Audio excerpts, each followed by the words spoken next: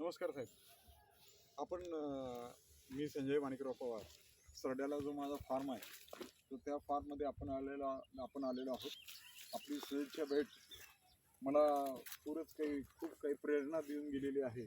आणि ह्या आपण इथे आलात तर मी हे प्रामुख्याने हे जे बघा आपण आता सगळे प्लॉट बघतोय तर करडईचं जे पीक आहे सर, करडई तर खूप वर्षानंतर शेतकऱ्यांच्याकडे माझ्या शेतात तर दरवर्षी असतं.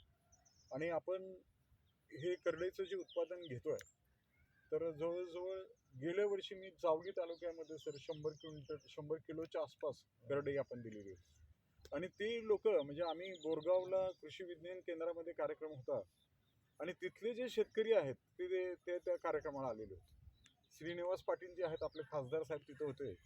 तर त्यांनी जे सांगितलं, त्यांच्या ज्या भावना व्यक्त केल्या, ते म्हणाले की तुम्ही करडईचं जे बी आम्हाला दिलं तुमच्याकडून, अत्यंत सुंदर प्लॉट आमचे आलेले आहेत तिथे. आम्ही उत्पादन त्याचं जे घेतलं आणि आम्ही आता पूर्ण म्हणजे पुढे जवळजवळ 500 400 500 एकर वरपर्यंत आपण करडई करणार. तर आता आपण जे बी असतं हे प्रत्येक 2 वर्षानंतर आपण बदलतो. आता हे राहुरी कृषी विद्यापीठाचं जे आहे ना, तर हे राहुरी कृषी विद्यापीठाची ही जे सीड आपण आणलेलं आहे आणि हे पेरलेलं आहे, म्हणजे पूर्ण संशोधित नवीन नाविन्यपूर्ण असं काहीतरी आपलं करणं आणि ते शेतकऱ्यांना बियाण्याच्या रूपानं देणं हा एक महत्त्वाचा भाग असतो. तर ह्यामध्ये आपण तुम्ही जे आहेत तुमचा तर खूप मोठा अनुभव आहे आणि ह्या सगळ्या शेतीचा आहे. नंतर तुम्ही फर्टिलायझर जे राष्ट्रीय केमिकल फर्टिलायझरच्या उच्च पदावर आपण काम केलेलं आहे.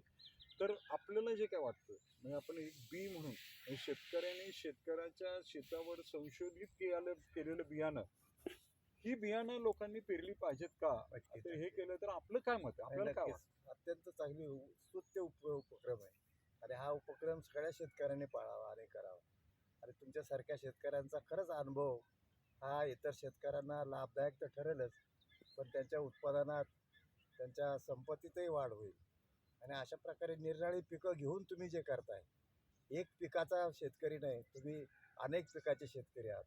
आणि खरंच त्याचं अत्यंत चांगलं उत्तम उदाहरण म्हणून तुमचं नाव घेतलं जाईल. सर आपलं मार्गदर्शन असंच लाभो.